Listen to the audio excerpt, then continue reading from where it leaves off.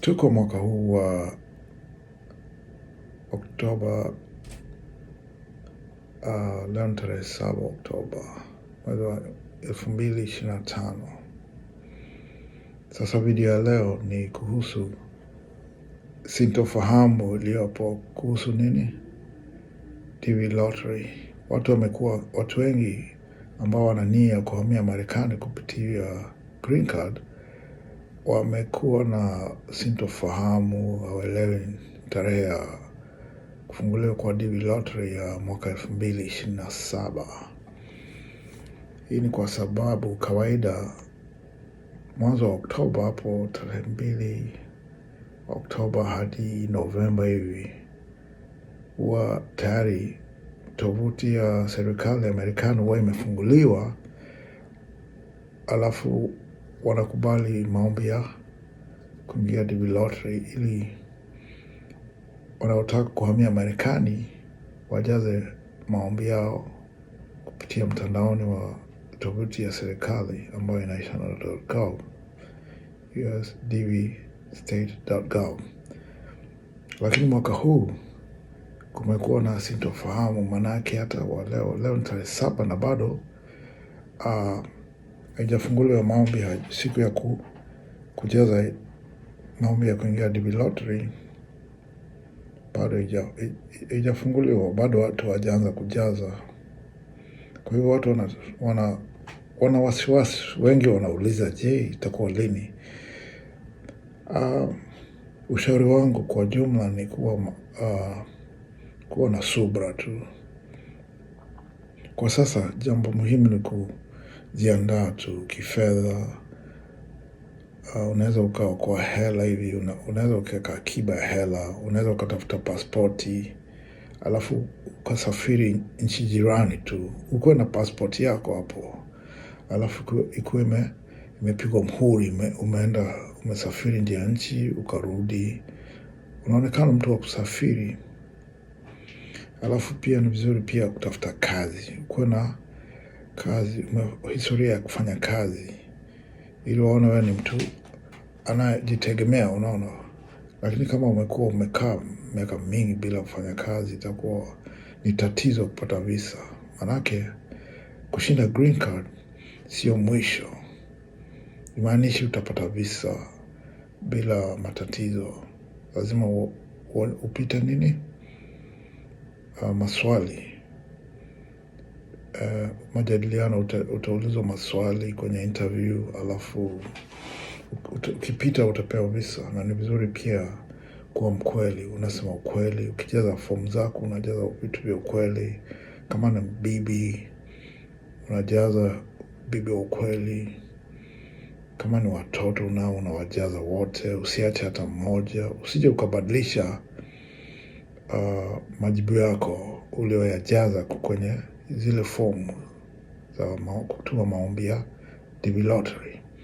Manake ukidanganya tu kidogo, wajue umedanganya, visa yako utapata. Kwa hiyo ni vizuri sana kwa makini. Alafu kujiandaa pia na hela, unaweka akiba ya hela zile utahitaji, kama za kufanyiwa ukaguzi wa kiafya kwenye hospitali. Manake wanakutuma kabla kupata visa, inabidi ufanyiwe ukaguzi wa kiafya na daktari. Alafu huwezi enda kliniki yoyote, utakuwa umetumwa kliniki zile zinatambuliwa na serikali ya Marekani nchini kwako. Kwa hivyo ni vizuri sana kujiandaa na mambo haya yote. Alafu kuwa mkweli, usije kuwa mwongo hivi. Alafu ukishashinda DV lottery, imaanishi utapata visa. Kuna wengi miaka iliyopita walishinda DV lottery kweli, lakini hawakupata fursa ya kuhojiwa kupata visa. Sasa ikabidi tena wajaze maombi mapya ya DV lottery ili wapate kushinda tena. Na ni vizuri kuwa makini sana. Alafu amna haja ya kuwa na wasiwasi, manake hawa watu wanaokuhoji ni binadamu tu kama wewe. Wanaangalia tu kama wewe ni msema kweli, wanaangalia tu bora usifanye kosa, unajibu maswali isipofaa. Alafu kama umefanya kazi muda kadhaa, kama angalau miaka 5, utakuwa kuna uwezekano utapata visa ya kuingia Marekani.